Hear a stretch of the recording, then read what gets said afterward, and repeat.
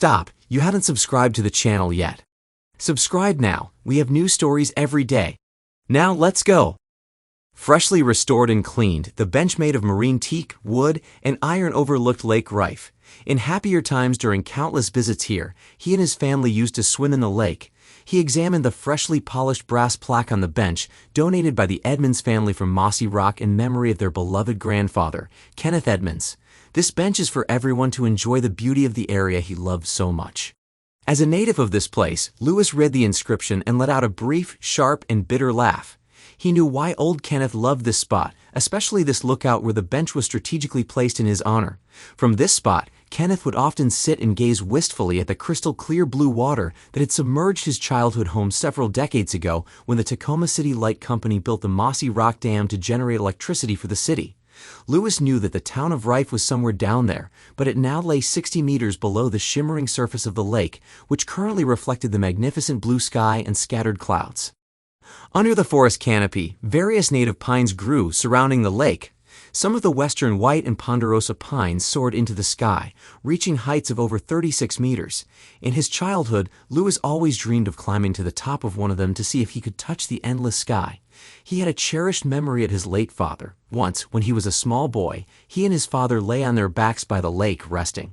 Their old bamboo fishing rods were propped against a tree, set for salmon, which thrived in these waters. They looked up at the sky, admiring the astonishing work of nature while resting. He told his father about his desire to climb to the top of one of the pines. His father remained silent for a few minutes, not even acknowledging Lewis's statement. Just when Lewis thought that his father must have missed his words entirely, he started humming a line from a song, "Forgive me while I kiss the sky." His father was a terrible singer. He couldn't carry a tune to save his life, but that never stopped him from singing. As his father's voice repeated the line, teenage Lewis glanced around awkwardly, praying that no one else would witness the singing. However, in adulthood, that moment became a fond and indelible memory. Both of Lewis' parents were lost to cancer when he was still very young. That fact, along with his understanding of genetics, became one of the reasons for this meeting. Life is too short. Now Lewis' attention was drawn to the lake itself, nearly 23 miles long. It was so deep that no light could penetrate the darkness enveloping the once bustling, tight-knit community of Rife. The darkness hid all traces of its existence, as it would never again be visible in the light. Lewis considered this a fitting metaphor for his marriage. To any passerby unfamiliar with the nightmare that Lewis had been living in recent times, it might have seemed like he was peacefully soaking in the solitary beauty of the warm autumn weather that occasionally visited the Pacific Northwest. But locals still refer to this phenomenon, despite its current political incorrectness, as Indian summer. When it arrives, there is no more beautiful time or place on earth. It almost makes the 9 long months of dreary rain seem bearable. Although Lewis appeared calm on the outside, inside he was in turmoil. He had to go through this nightmare alone. He was an only child, and he didn't have many friends outside of the fire station. Lewis couldn't talk to any of the guys at the station about his problems, because, unlike how they are portrayed on television, firefighters don't spend all their free time sharing their fears and emotions or discussing intimate moments with their comrades. No one dares show weakness in front of others, fearing that they might lose trust. Their lives depend on each other. Even a moment of hesitation caused by uncertainty about whether they can trust someone to act correctly in extreme situations could prove fatal. No, in this, Lewis was completely alone. He had deliberately arrived earlier because, truth be told, he was counting on the healing power of his beloved lake and the magical natural balm of nature to help him get through this meeting, requested by his soon-to-be ex-wife. She actually demanded it, and his lawyer said it would be in his best interest to grant the request. It will look good in family court, his lawyer advised. Besides, his lawyer was increasingly frustrated by Blaine's constant attempts to create obstacles to delay the inevitable. Lewis couldn't understand why Blaine continued to insist that their marriage could survive her madness. She wanted her lawyer to demand mandatory counseling. It didn't matter to her that, in the state of Washington, a family court judge couldn't order it. Both lawyers had tried in vain to reason with Blaine, but to no avail. Lewis thought that Blaine definitely needed some kind of therapy, but that was no longer his concern.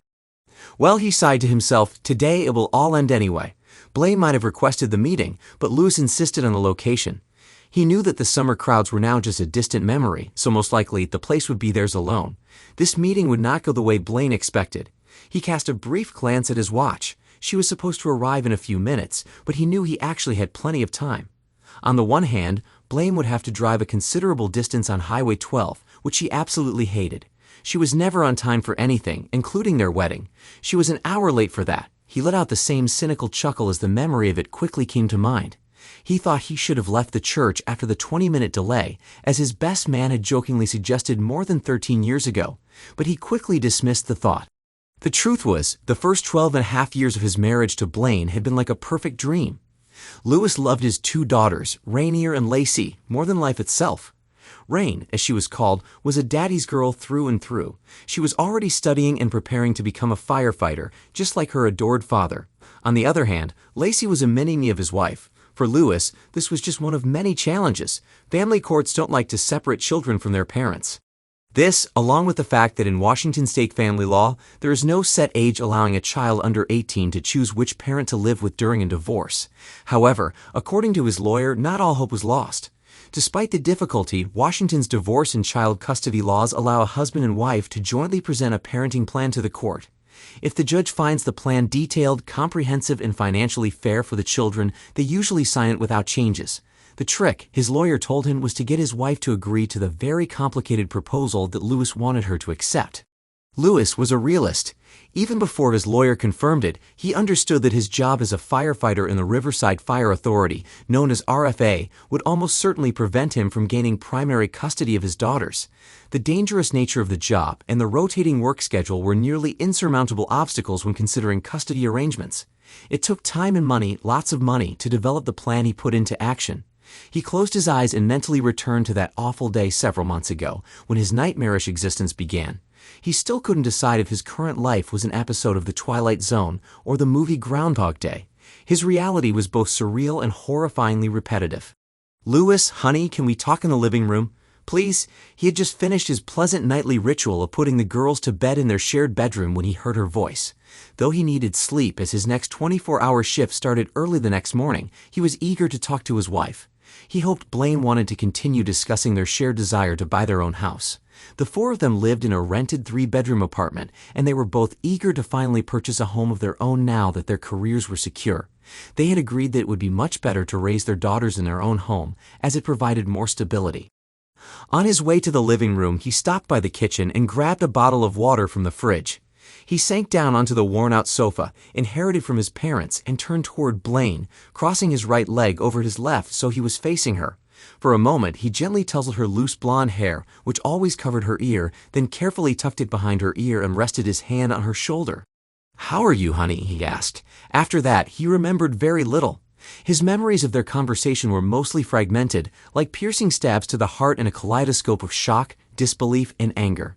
However, his reaction remained crystal clear. Even months later, he was still embarrassed by how shockingly weak and emotional his response had been. He cried. He actually cried in front of her. It was so pitiful that he could feel Blaine's pity for him. Stumbling, he left the house and walked away from the source of his torment. One good thing about being a firefighter is that there's always a free bunk to sleep in. No one ever asked questions about his constant presence. Everyone knew the divorce statistics in the profession.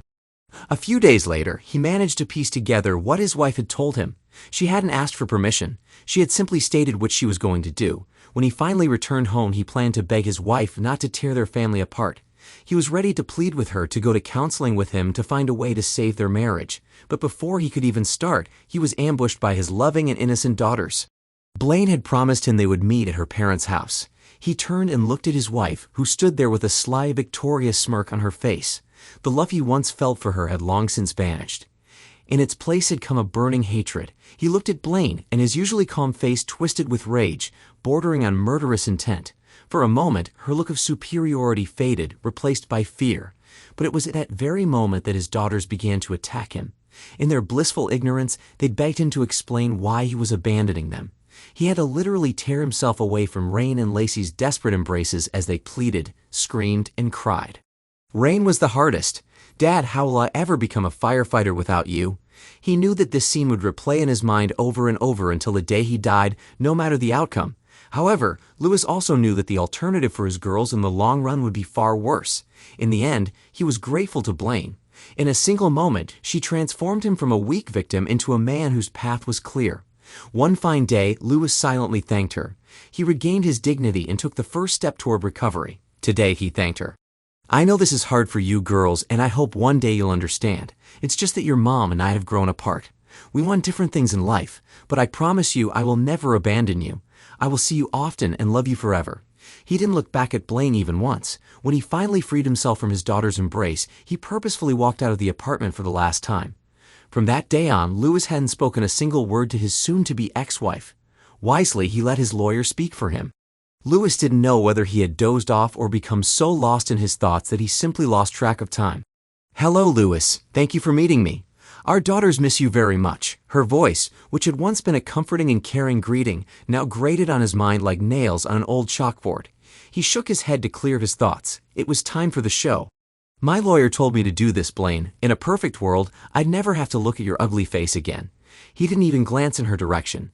He kept his eyes fixed on a lake, drawing strength from its calm familiarity. He heard her gasp in shock. Yes, she thought this meeting would go differently.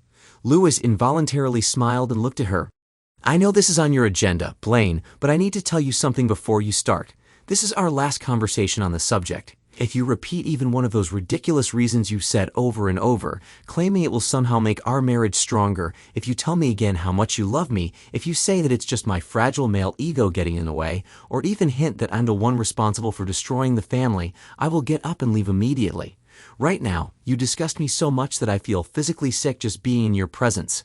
Lewis, I don't know. Lewis was certain Blaine was about to repeat her nauseating line, "But I love you both," and he raised his hand toward her face. "Let me save you the trouble, Blaine. See this." He pointed to the large, ever-present manila envelope on the bench beside him. "These are the divorce papers that will officially end our marriage. When you leave here in a few minutes, you'll take them with you. You'll sign them after your lawyer reviews them. You'll return them to my lawyer's office within 36 hours. He turned away from her to admire the breathtaking view once again, then continued. "Your lawyer will confirm that everything here meets the state's requirements for a parenting plan. But I don't want. And I don't want a cheating wife, so in the end, we're both getting a divorce. Now pay attention because this is important." Lewis sighed in frustration, though deep down he knew Blaine would make things even more complicated than they needed to be.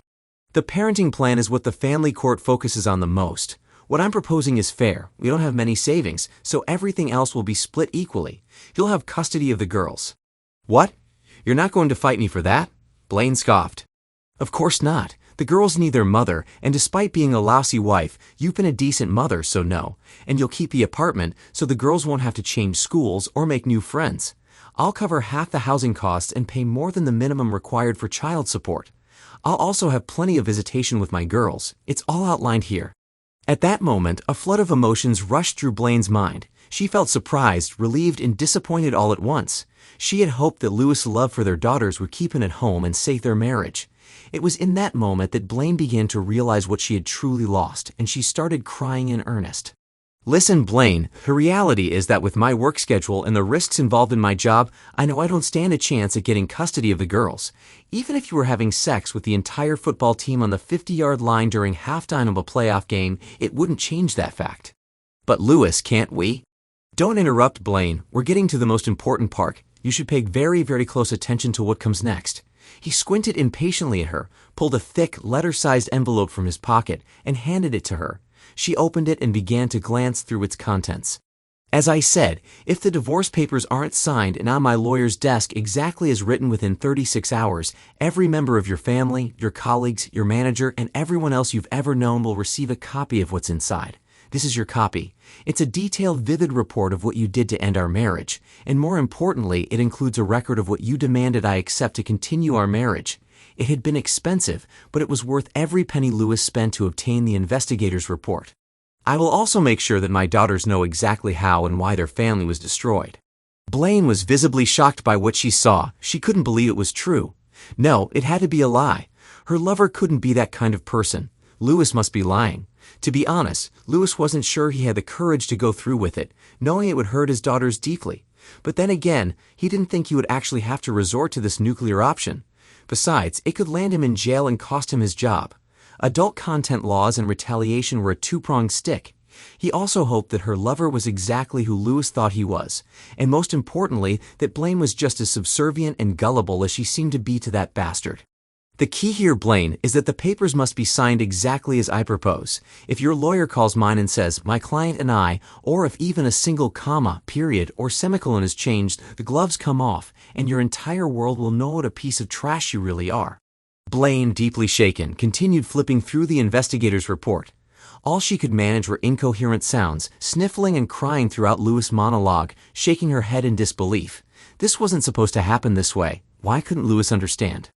Of course, I'm offering a service-for-service agreement, so here's what I'm willing to do in exchange for your cooperation. I promise I will never speak badly of you or blame you for the breakup of our family in the eyes of my daughters. I'll even be polite to your boyfriend if we end up together at one of the girls' events. Hell, I'll even shake his slimy hand if I have to. In every way, I'll act politely and civilly as if we just amicably decided to part ways. I'll do the same with every one of your relatives and friends. I'll even babysit the kids if you and Mr. Slippery want to take a last-minute weekend trip. In short, I'll be the best ex-husband for any cheating wife. Thank you, Lewis, but all of this is so unnecessary. Cha! Stop, Blaine. Never mention that piece of trash's name in my presence. Lewis, he's a good guy. He's not. No, Blaine, he's not. Damn it. Let's get to the point. Whose idea was it to tell me about your relationship? His idea, Lewis. He said it wasn't right to deceive someone as good as you. Lewis let out a bitter laugh, cutting Blaine off. Nonsense, Blaine. He did it to make sure he'd get exactly the same reaction from me that you did. Has he already asked when he can move in with you? Her eyes widened along with her mouth. Lewis thought she looked exactly like one of her favorite emojis that she loved to use. Blaine remained silent. She stared at her hands, which were clenched tightly. Her posture was so rigid and fragile that it seemed as though she feared the slightest movement would turn her into a pillar of dust. That's what I thought, Blaine. It's all written in the report you're holding, Lewis said, jabbing his fingers toward the papers in her hands. You're not his first, and you won't be his last. He's not like that. He really loves me. She spoke so quietly that Lewis had to strain to hear her pitiful words. This brought an understanding smile to his face. He exhaled slowly, and a calming peace washed over him as if another gentle breeze from his favorite lake had touched his face. It was almost over. He knew he had chosen the right path. He understood there was a risk, but now everything was under control. He was confident that everything would fall into place the way he wanted. His voice softened significantly. Look at me, Blaine. We're almost done. It's important that you pay very close attention. She looked up at him. Her tear-streaked face was a mask of confusion, ruined mascara, and fear. Her perfect world had been shattered. When she finally met Lewis's gaze, she saw a stony, threatening face with eyes as black as night piercing into her. Take care of my girls, Blaine. There are girls, Lewis, she protested weakly. Her timidity made it sound more like a question. No, Blaine, they're not. They're my girls. You betrayed them and discarded them, just like you did to me, because you're weak and can't keep your legs closed. I need you to take care of them for me, at least for a couple of years. What are you talking about? The scent of her fear was almost tangible. I will never give them up. You've already given in. You just haven't realized it yet. Either way, your boyfriend will take care of it, he said with complete seriousness. Has he already used this line on you? Baby, just take a little of this. It'll make our sex so much better. Our lovemaking will be so intense, you can't even imagine. All your nerve endings will be on fire. Here, just wash it down with a little bit of this. She once again looked shamefully at her hands. Soon, he'll start sharing you with his friends. Come on, baby, Justin's such a good guy. Don't you want to at least try what it's like to be loved by several men at once? Blaine slowly shook her head, staring into the distance, muttering, he won't do that to me, he loves me. Screw you, Blaine. In a few months, that idiot will be dragging you around his favorite bars. Lewis was on fire. But here's the good news. I've got a couple more years before I finish the courses necessary to get my bachelor's degree in fire safety. After that, I can apply for the fire marshal position when Frank retires. Then I'll barely have any required hours. That should be right around the time when you start falling apart and burning out. That's when I'll file for full custody. By then, you'll probably be so high that you won't even care. You're wrong. He's not like that at all. Please, Luis, I really do love you. I love our family. Why can't you see that? No, you're the one who can't see. Luis growled at her. You never could. Honestly, I don't think you're capable of loving anyone but yourself. I was just blinded by love for who I thought you were. I was nothing more than a convenient support for you. The girls only reinforced your control over me. When your idiot boyfriend came along with his magic tool, you played right into his hands. You threw your family away like yesterday's spoiled milk. Maybe we could start over, she suggested with tears in her eyes. No, Blaine, we can't. There's nothing left to start with. Besides, you won't give them up, because then your failures as a wife, mother, and person would be on full display. No, you'll continue pretending that you and that jerk are happy and in love. You're consciously walking a path of self-destruction because you have no choice. Because if you had a choice, deep down, you would have to admit to yourself what a miserable person you are. If you dared to do a self-assessment, you wouldn't be able to live with what you discovered.